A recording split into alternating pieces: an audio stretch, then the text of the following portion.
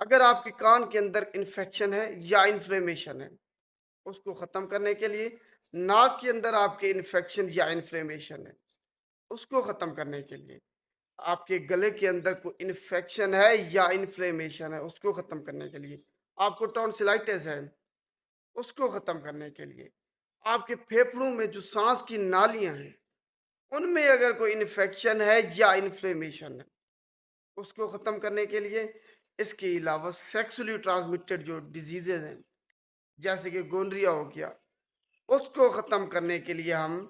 Azomax tablet का इस्तेमाल करते हैं। इसके अलावा अगर आपको जिल्द पे कहीं भी कोई ज़ख़म है, इन्फेक्शन है, उसको ख़त्म करने के लिए हम एज़ोमैक्स टैबलेट का इस्तेमाल करते हैं।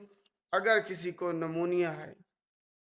उसको ख़त्म करने के लिए एज़ोमैक्स टैबलेट का इस्तेमाल किया जाता है। तो ये इसके फ़वायद हैं।